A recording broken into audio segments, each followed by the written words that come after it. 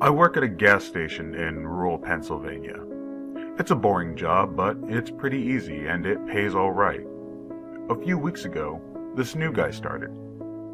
I'll call him Jeremy. Jeremy is weird. He's about 25 or 26 and he hardly speaks. But he's got the creepiest laugh I've ever heard. My boss and I have both noticed this, but it's never been a problem, so there's not much we can do about it. Customers have never complained about him, and he's always done his job fairly well. Up until a few weeks ago, anyway. That's when things started going missing. Employee theft can be a problem at any business that sells consumer goods, and there's only one person working at a time at this gas station. It's a pretty small place. About 2 weeks ago, my boss started noticing that we were short on motor oil. At first, it was a few containers at a time. Then, entire shelves and boxes from the back room. Pretty soon, entire shipments would be gone the day after we got them, and would always be right after Jeremy's shifts. My boss had checked the security camera tapes from every single night he worked, but he could never catch him in the act. Jeremy would lock up at closing, then the motor oil would be gone the next day. My boss usually takes the tapes home with him to try and catch Jeremy stealing, but his daughter had a softball game last night, so he asked me to watch the tapes for him. He offered to pay me overtime under the table, so obviously I took that offer. There are 3 cameras, so he gave me 3 different tapes to check. I figured it would be a long night, but I'm trying to save up for a vacation, so I really needed the money. I took the tapes home, popped them in an old VCR, and sat back. 2 days ago, the last time he worked, Jeremy started at 4 p.m. Everything seemed pretty normal at first. He counted up his drawer, switched off with the girl who was working before him, and waited for a customer. The first person who came in was Mrs. Templeton. The timestamp on the video read 4:03, a regular. She picked up her cigarettes and a newspaper and paid with a 20. Nothing unusual there. The next customer was some local guy named Ron. He drives a motorcycle, usually comes in every few days. He filled up his tank, got a bag of beef jerky, paid with his credit card, and then left. Next was some guy with a cowboy hat. I never seen him before, but we get plenty of strangers passing through, just like any gas station. He got $40 worth of diesel fuel, paid with a $100 bill, and went on his way. I sat back inside. The only thing more boring than doing this job is watching someone else do it. My boss's offer was enough to keep me watching though, so I left the tape on. Everything seemed pretty normal. I had a feeling that if Jeremy was stealing motor oil, he knew we were suspicious of him by now. I didn't expect him to be dumb enough to let us catch him on camera. Things stayed boring and routine until about 5 o'clock. At 5:03, Mrs. Templeton came back in. She must have forgotten something, but she didn't. She bought the same pack of cigarettes as before, and the same newspaper. She paid with another 20. That's odd, I thought. But then again, she's a little absent-minded. I thought Jeremy should have told her she already got her smokes, but it's not against the rules to sell somebody the same thing twice. That's when Ron came back in, again. He bought another tank of gas for his motorcycle again. I later checked the outdoor camera because I thought maybe he had another car he wanted to fill up. And the same pack of beef jerky. He paid with his credit card, again. No big deal. I figured this was just a weird coincidence. Mrs. Templeton is forgetful, and Ron probably owns more than one Harley.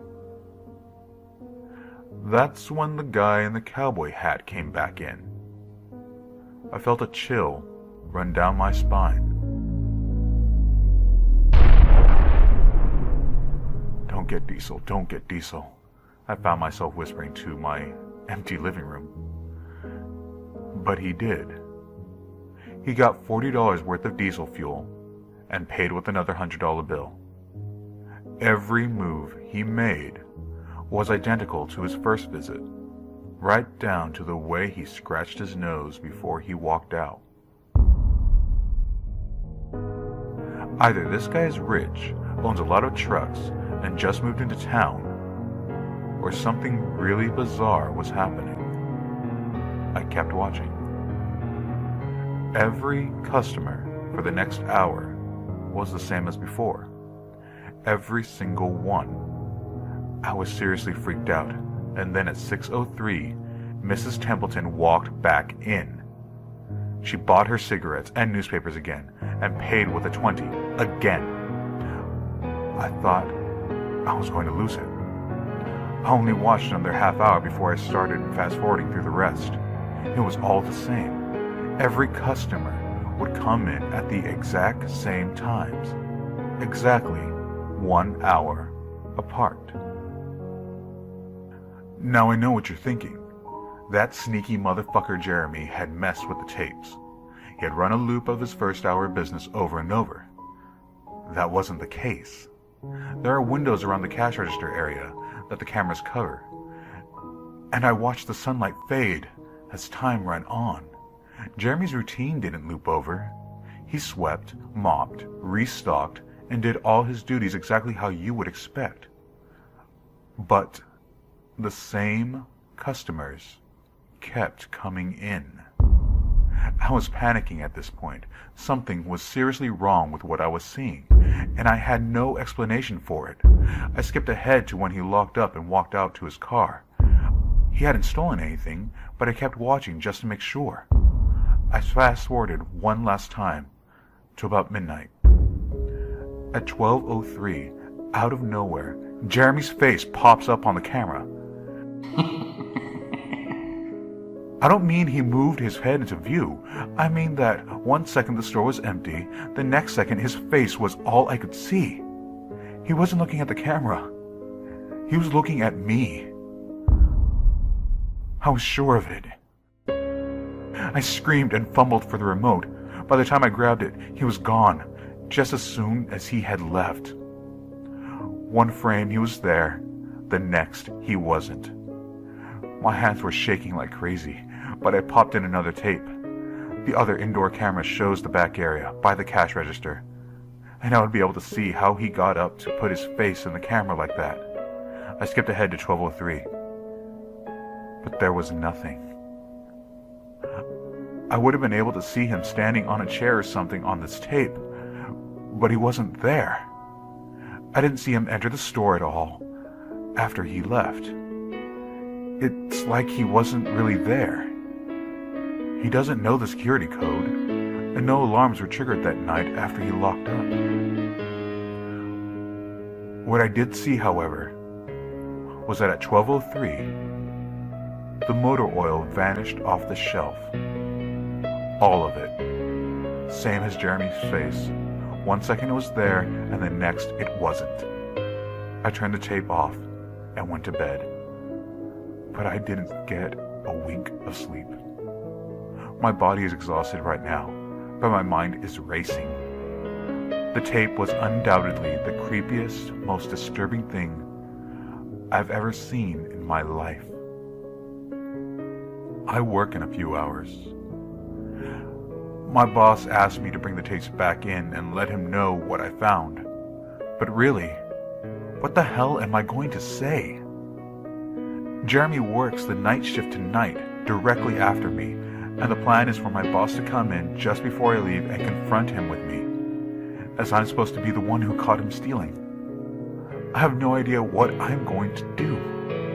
I suppose I'll have to show my boss the tapes, but I don't want to watch them with him. I never want to see something like that again. I can't get the image of Jeremy just smiling directly into the camera out of my mind. It was the creepiest look I've ever seen on another human being's face. Anyway, I want to try again and get some last-minute sleep before I have to go in and deal with this. I'll let you guys know what happens.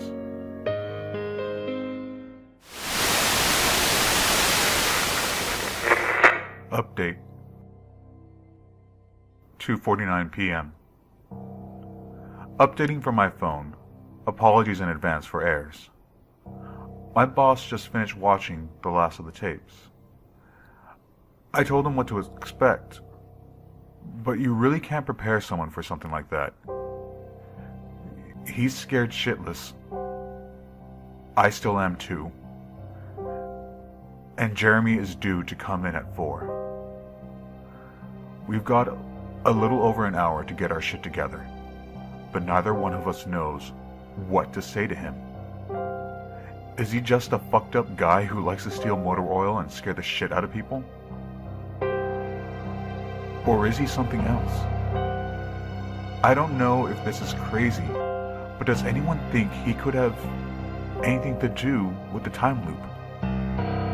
My boss said he never noticed anything like that in the other tapes, but the way he popped up in this one made me think he knew I would be watching.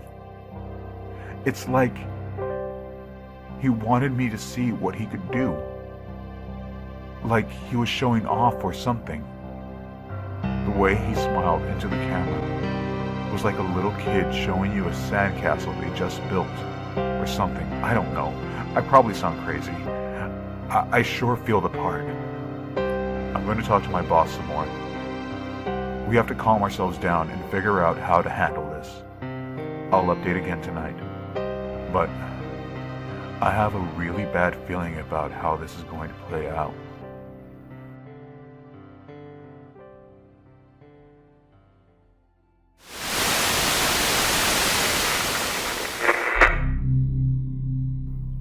Update. 4:33 p.m. No sign of Jeremy. Tried calling him, but his phone's been disconnected. We're calling the police.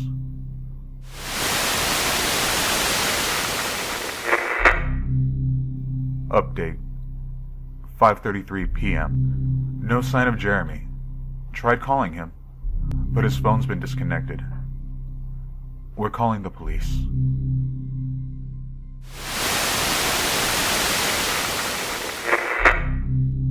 Update. 6:33 p.m. No sign of Jeremy. Tried calling him, but his phone's been disconnected. We're calling the police.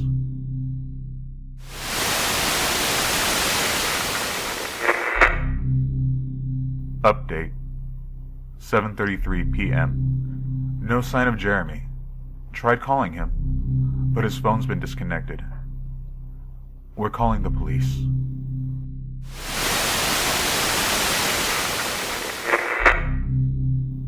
Update. 8:33 p.m. No sign of Jeremy. Tried calling him, but his phone's been disconnected. We're calling the police. Update. 10:58 p.m.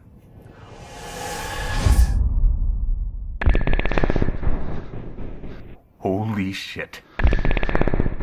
Holy shit, holy shit, holy shit. I just got home and saw my previous updates. Things make less sense now than ever. Here's what I can tell you. I went to work.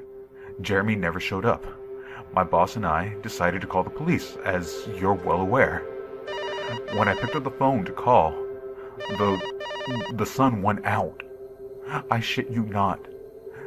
That's what I thought happened. Apparently I blacked out for exactly 5 hours, because when I looked at the clock, it was 9:33. I think I got stuck in Jeremy's time loop, and then I snapped out of it at the exact point I blacked out, if that makes sense. But that's when things got really weird. My boss was right next to me when I blacked out, ready to corroborate my story to the cops. When I came to, the phone was in my hand, but it was dead. Not even a dial tone. My boss was still right there, but he wasn't moving. He was standing up, but frozen. I looked at the clock again, and it wasn't moving. The second hand was stuck on the 12. It was 9:33, exactly. The clock on the register computer screen wasn't moving either. My phone was frozen. There was even a customer at the register waiting for my boss to get him cigarettes. I'm betting that would have been his 5th pack of the day. I got the fuck out of there. Didn't lock up, didn't turn the lights out, and sorry guys, I didn't grab the security tapes to upload them to the internet. Believe me, that was the last thing on my mind.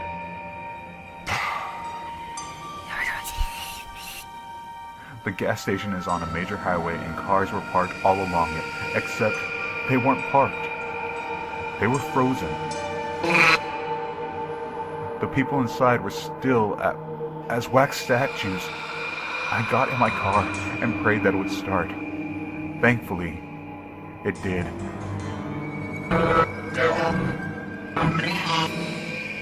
About halfway home, time started up again. The static from the radio turned into music, like it's supposed to be.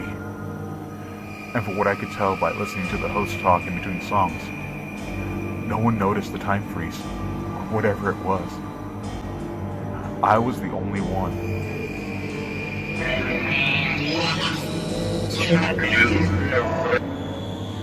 Well, I'm sure Jeremy noticed as well. I still have no clue where he is or what he's doing. I'm hiding in my room and calling the police again in the morning. I don't know if I ever got through to them before, or if I did, whether they took me seriously. I'm scared for my life at this point. I'll update tomorrow, if I can.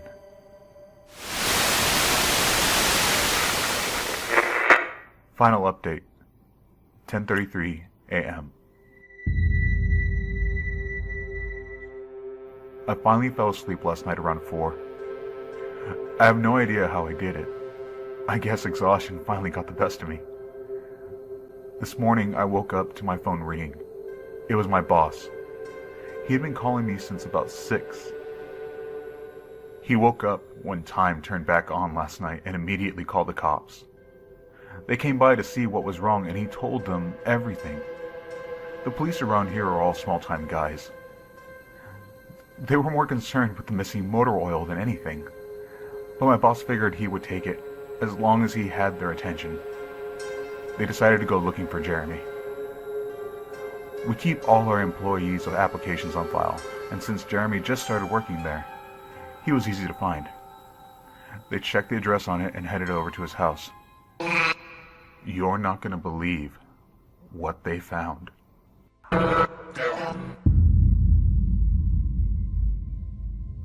The address Jeremy listed on his application was an empty lot. Or at least, now it is. There used to be a house there, but it burned down in 1993. Being a small town, almost everyone remembers that fire. A family of 4 used to live there way back when. Rumor has it that they had an estranged son who they never really talked about. But I can't say for sure if that's true.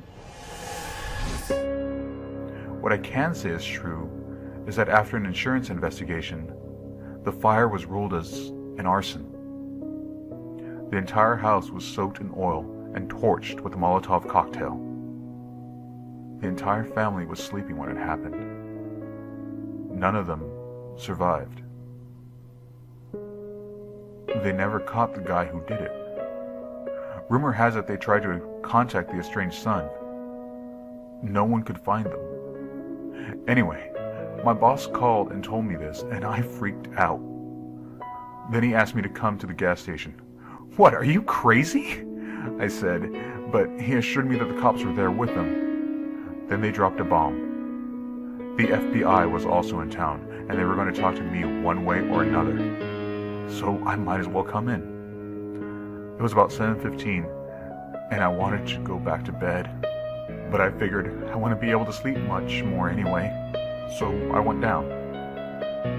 Foremen in suits greeted me and told me to have a seat. We went over everything 2 or 3 times until they got all the details down. I told them about Jeremy, the security tape, last night at work, everything. Finally, after I finished, one of the agents said, "Oh Christ, we got another one on our hands." Then they made me sign a bunch of papers saying I wouldn't tell anyone about what happened. So I can't say much more. I might be breaking the law just by posting this. So now I'm home. I'm not sure what to do with myself. The agent's words when I told them the story are gonna haunt me for the rest of my life.